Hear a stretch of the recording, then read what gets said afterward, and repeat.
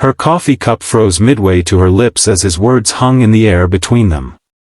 What had started as casual small talk in a neighborhood cafe had suddenly transformed into something much deeper, much rawer. The look in his eyes as he answered her seemingly innocent question told a story no words could fully capture, a story of love, loss, and the kind of strength that's forged only in life's harshest fires. If you've ever had a moment where a stranger's words completely shifted your perspective on life, you'll understand what she experienced in that cafe on a rainy Tuesday morning. Stay with me until the end to discover how this unexpected encounter changed not just her life, but the lives of everyone it touched. If this story resonates with you, please take a second to like this video and subscribe to our channel for more stories that reveal the extraordinary courage hiding in ordinary lives. David Matthews hadn't planned on having a profound conversation that morning. At 36, his life revolved around two things: his software development job that paid the bills and his 8-year-old daughter Emma, who gave his life meaning. The cafe was their Tuesday morning ritual, a special father-daughter breakfast before school. Emma had just scampered off to the bathroom when the woman at the next table had smiled at him, noticing the small pink backpack hanging from his chair and the half-eaten unicorn-shaped pancake on the table beside his own meal. "Your daughter is adorable," she'd said. "I've seen you two in here before. It's sweet how attentive you are with her." David had smiled politely, used to these kinds of comments. "Thank you. She's my whole world."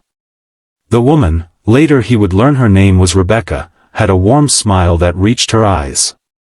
She seemed genuinely interested, not just making idle chit-chat. "Are you married?" she'd asked, her eyes flicking briefly to his ringless left hand. It was a simple question. 4 words. The kind of question people ask all the time in casual conversation. But for David, it was never simple. Never just casual. In the 3 years since Anna's death, he'd been asked dozens of times, and he still hadn't found a way to answer that didn't feel like reopening a wound. He said finally, his voice steady but soft. "My wife died 3 years ago. Cancer. Emma was 5. He paused, his gaze drifting to the window where rain streaked the glass in rivulets. "But in my heart? Yes, I'm still married. Some vows don't end with death." Rebecca's coffee cup had frozen then, suspended in that moment of raw honesty that neither of them had expected. Her eyes widened slightly, and David could see the immediate regret for asking what she'd assumed was a straightforward question. But there was something else in her expression too, recognition. The kind that comes only from someone who understands loss intimately. "I'm so sorry," she whispered, finally setting her cup down with a hand that trembled slightly. "I didn't mean to." "It's okay," David assured her, offering a small smile. "You couldn't have known." The silence that followed wasn't uncomfortable, it was respectful, sacred even, as if both recognized they'd stepped onto hallowed ground without meaning to. Rebecca tucked a strand of auburn hair behind her ear, her composure returning. "My brother raised my niece alone after my sister-in-law died. It's not a path many choose willingly." David nodded, appreciating her understanding. "No one chooses it. You just wake up one day and realize you don't have a choice. You have to be everything for them, mother, father, counselor, friend, when you can barely be anything for yourself." Emma bounded back then, a whirlwind of energy in her purple sweater and polka-dot leggings, breaking the moment. "Daddy, can we get another hot chocolate to go? Please. It's so cold outside." David laughed, grateful for his daughter's impeccable timing. "One more, but that's it. Too much sugar and Ms. Peterson will have you bouncing off the classroom walls." Emma giggled, climbing back into her chair. She noticed Rebecca watching them and offered a smile that was so much like Anna's it sometimes took David's breath away. "Hi. I'm Emma. I'm 8 3/4. Rebecca's face softened. "It's very nice to meet you, Emma. I'm Rebecca.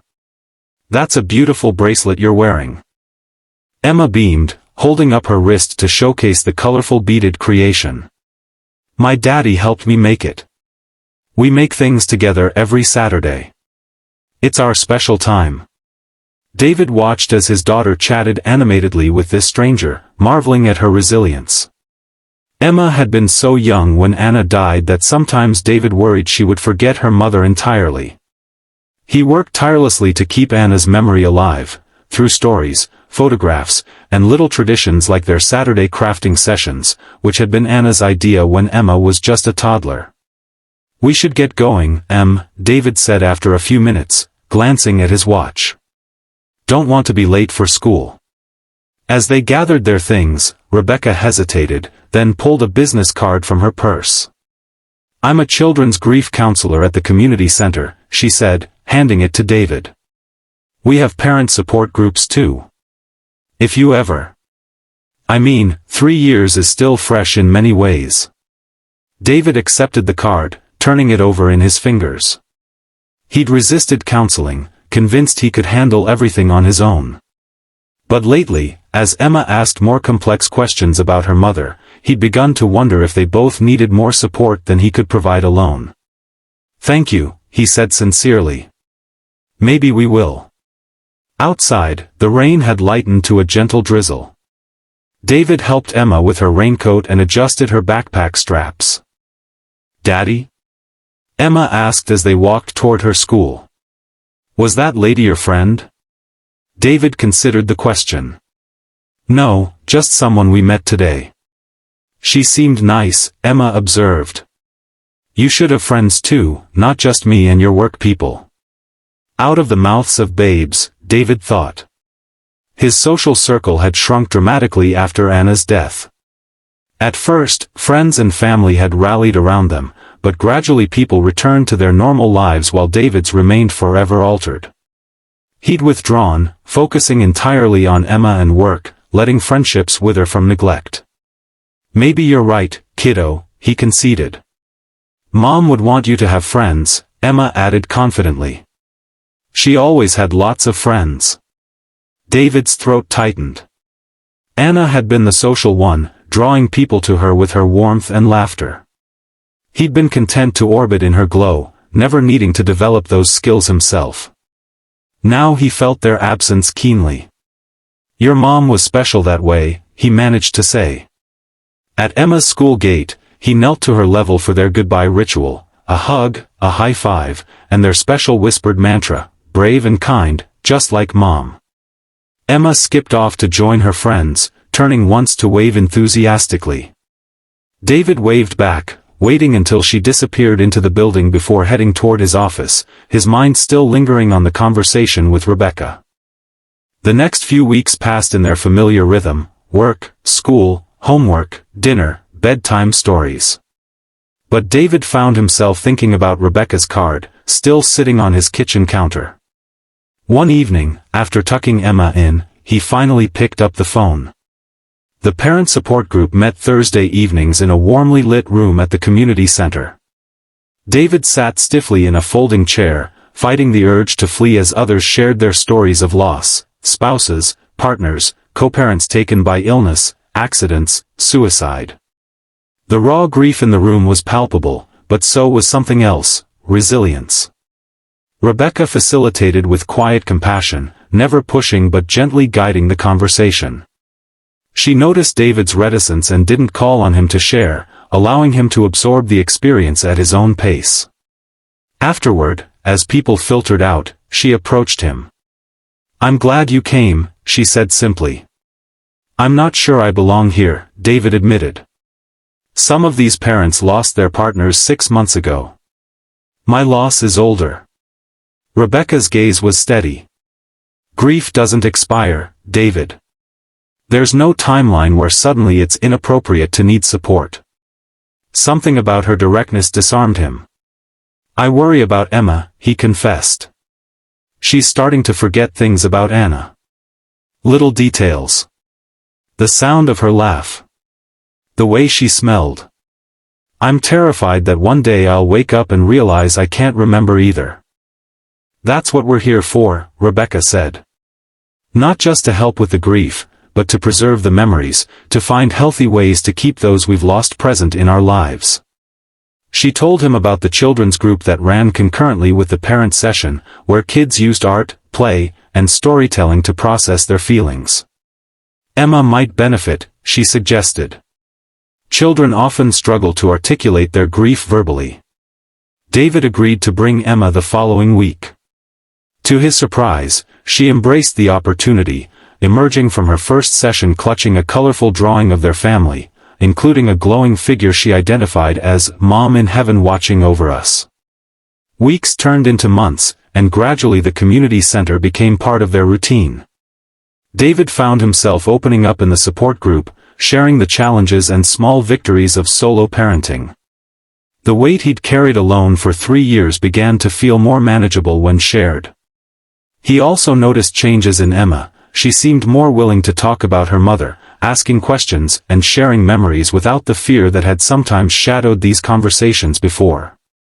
Her nightmares, which had plagued her since Anna's death, became less frequent. Rebecca was a constant presence, professional but warm. David found himself looking forward to their brief conversations before and after sessions.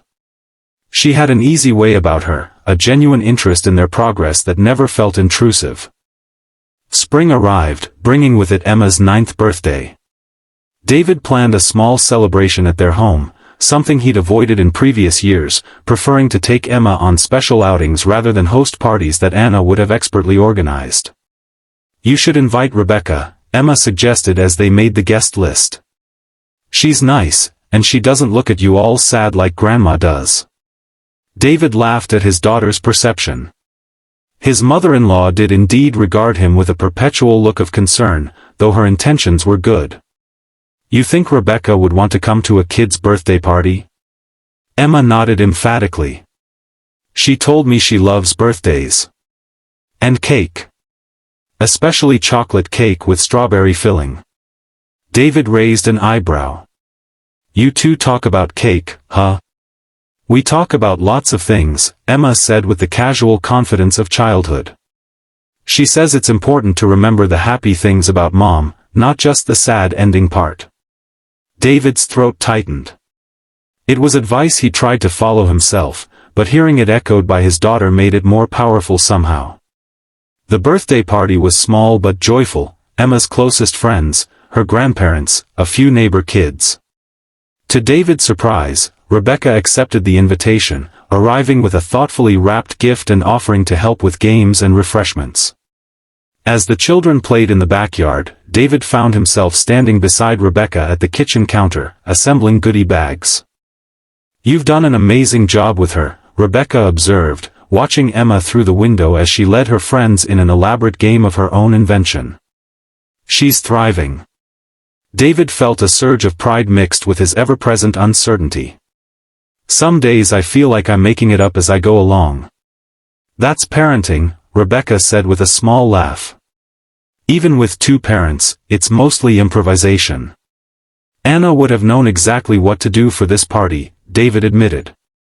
"She was the birthday magician.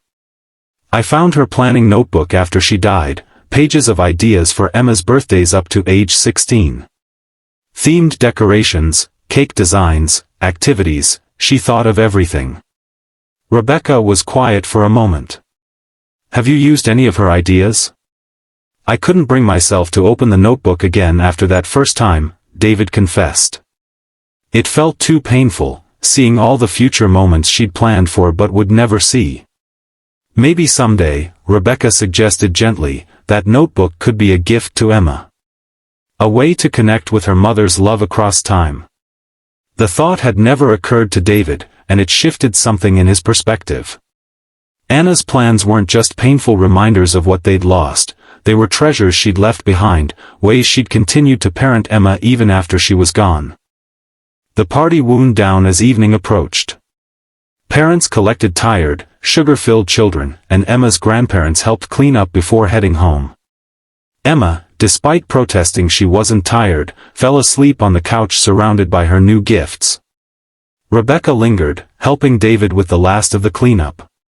"Today was good for both of you," she observed as they folded the birthday banner. "Celebrations can be healing." "It's the first birthday party that didn't feel like it had a ghost attending," David admitted. Usually, I'm so aware of her absence that I can barely enjoy Emma's happiness. Rebecca nodded understanding. That's progress. Grief changes shape over time if we let it. It doesn't disappear, but it makes room for joy again. As she prepared to leave, David found himself reluctant to end the day. Thank you for coming. It meant a lot to Emma. And to me. Rebecca smiled, and for the first time, David noticed a hint of shyness in her expression. I'm glad I could be here. She hesitated at the door. You know, there's a family movie night at the community center next Friday. A lot of the families from our groups attend. Emma might enjoy it. That sounds nice, David said. Then, gathering his courage, would you want to get coffee sometime? Just to talk. He quickly added, about Emma's progress, I mean. Rebecca's smile widened slightly. I'd like that. But David. Her expression grew more serious. I want to be clear. As Emma's counselor, there are professional boundaries I need to maintain. David felt his face warm with embarrassment. Of course. I wasn't suggesting. No, Rebecca interrupted gently. What I mean is, if you're asking as more than a professional consultation, I should refer Emma to another counselor in our program. It would be the ethical thing to do. The implication of her words took a moment to register.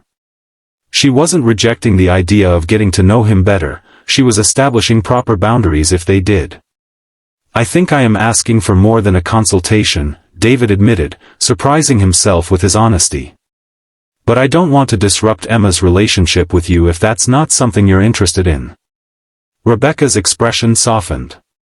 Let me make some arrangements this week. Emma bonds well with several of our counselors.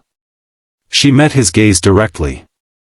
And yes, I'd like to have coffee with you, David. Not as Emma's counselor. The following week, Emma transitioned to a new counselor, a kind-eyed woman named Sophia who specialized in art therapy. Though initially reluctant, Emma quickly warmed to her when she learned she could continue in the same group with her new friends. David and Rebecca met for coffee at a small café across town from their usual Tuesday spot, neutral territory. Their conversation flowed easily, moving beyond the familiar territory of grief and parenting to discover shared interests in hiking, old movies, and terrible puns. David found himself laughing more than he had in years. Can I ask you something personal? He ventured as their coffee cups emptied. Rebecca nodded, curious. What made you become a grief counselor? Most people run from others' pain, not toward it. Rebecca was quiet for a moment, gathering her thoughts. My husband died 6 years ago, she said finally. Rock climbing accident. We'd only been married 2 years. She traced the rim of her cup with her finger. I was a kindergarten teacher before. After he died, I couldn't find my way back to that life. Everything felt meaningless. David understood completely. He'd felt that same disorientation, as if the map of his life had been redrawn overnight into unrecognizable territory. What changed? He asked. Time helped. Counseling helped more. Eventually, I realized I wanted to use what I'd learned navigating my own grief to help others find their way. Her smile was soft but genuine. Especially children and parents. There's something particularly cruel about death disrupting a family when children are involved. The adults are struggling with their own grief while trying to support little people who don't fully understand what's happening. David nodded, feeling understood in a way few people could offer. Anna was sick for 18 months before she died. I thought that would make it easier somehow, that we'd have time to prepare, to say goodbye properly. But it didn't work that way. It rarely does, Rebecca agreed. Anticipated grief has its own complications. Their coffee date turned into dinner the following week, and then a Saturday hike with Emma, who was delighted by Rebecca's extensive knowledge of local wildlife. Summer arrived, bringing longer days and new routines.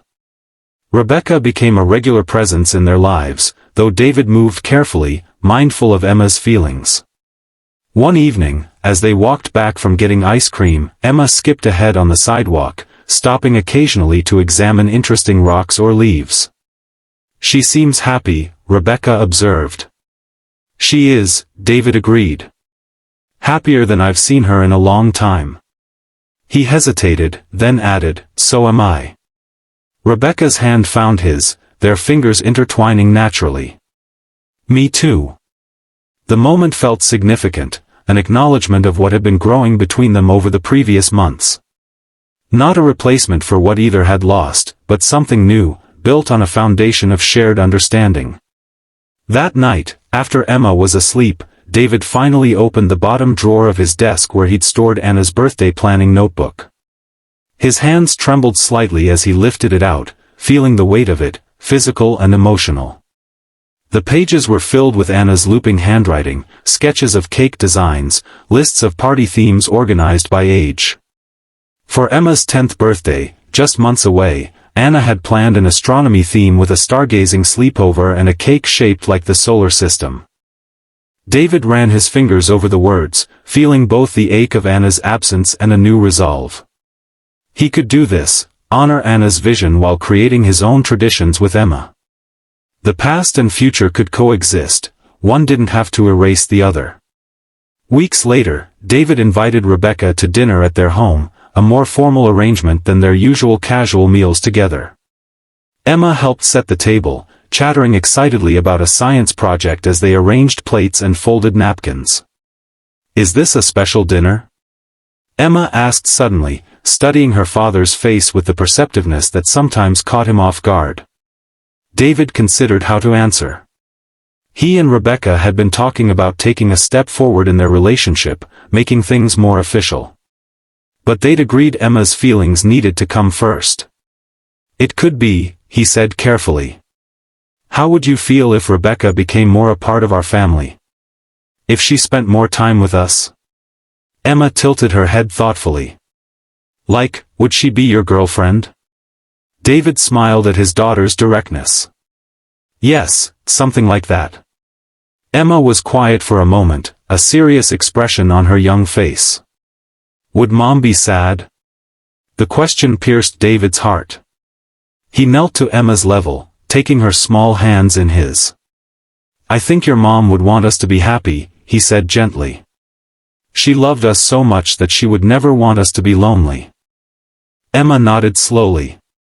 "Rebecca makes you smile a lot. And she doesn't try to make me forget Mom."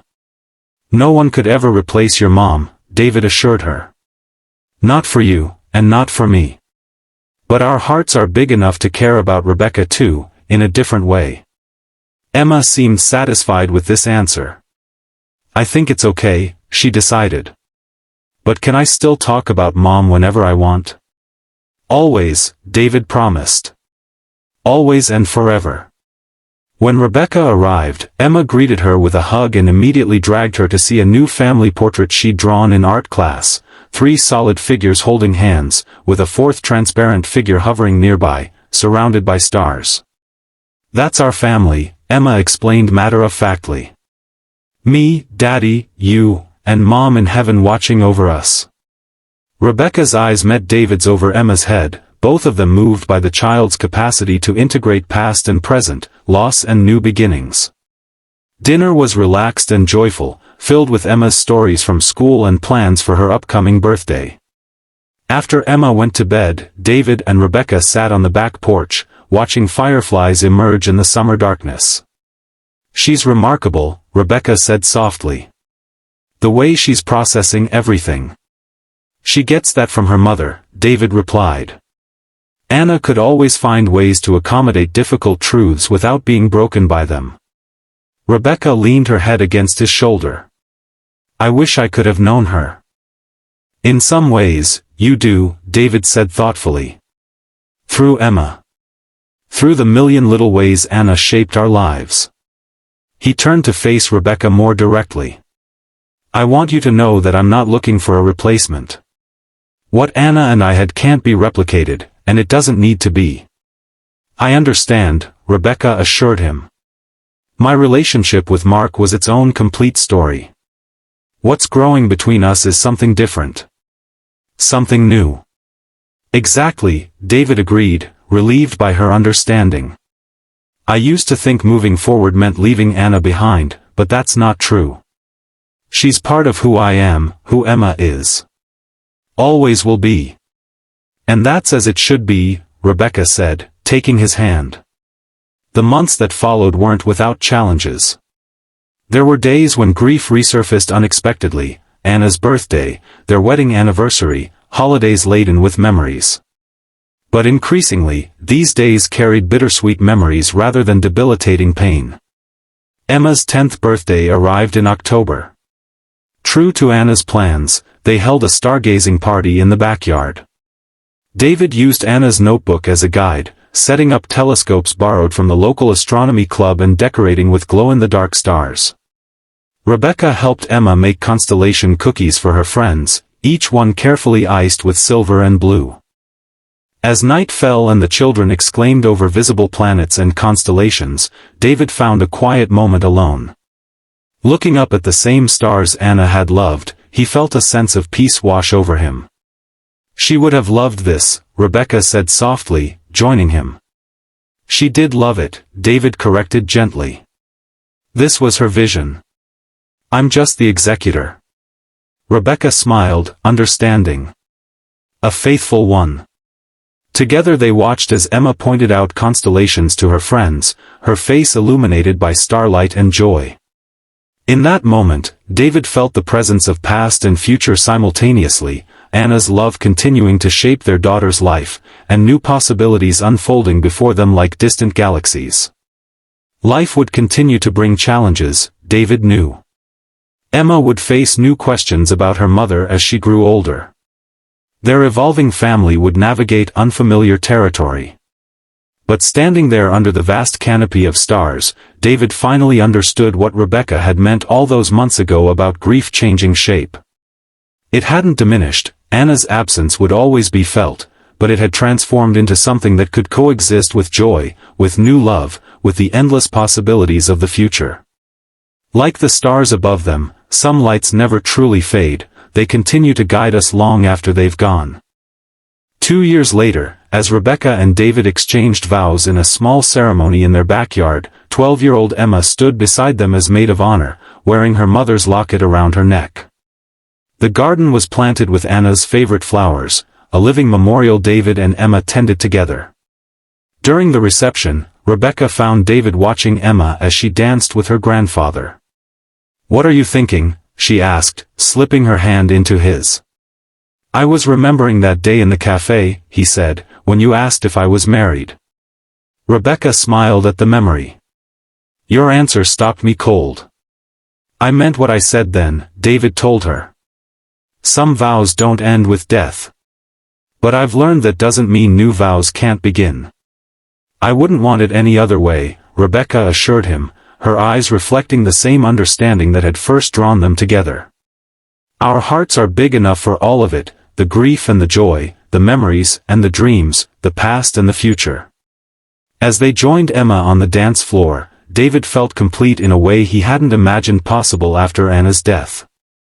Not because the hole her absence left had been filled, it hadn't and never would be, but because he'd learned to build around it, to integrate the loss into the foundation of their lives rather than allowing it to collapse everything. That night, after the guests had gone and Rebecca was settling into their home as his wife, David took Emma up to tuck her in one last time before she officially became too old for the ritual. Her 13th birthday was approaching, and she'd already negotiated this compromise. "Are you happy, Dad?" Emma asked as he sat on the edge of her bed. "I am," he answered honestly. "Are you?" Emma nodded, her eyes, so like Anna's, serious and thoughtful. "I think Mom would be happy too." "I think so," David agreed. "She loved us too much to want anything else." They sat in comfortable silence for a moment before Emma spoke again. "Dad? That thing you and Rebecca say to each other sometimes, about having enough room in your hearts? I get it now. I really do. David's eyes misted as he kissed his daughter's forehead. "Your mom would be so proud of who you're becoming, Em. So am I." Later, as David joined Rebecca on the porch swing that had become their favorite spot for end-of-day conversations, he reflected on the journey that had brought them here. From that first question in a cafe, "Are you married?" to this new beginning, every step had been shaped by love in its many forms, the love he still carried for Anna, the love that had grown between him and Rebecca, and always, always, the love for Emma that anchored everything else. If you found meaning in David and Emma's journey, remember that healing isn't about leaving grief behind, it's about learning to carry it differently. Like this video if their story touched you, and subscribe for more real-life stories that remind us of our shared humanity and resilience. Remember, the most powerful love stories aren't always the ones with perfect fairy tale endings, but the ones where people choose to love again despite knowing exactly how much there is to lose.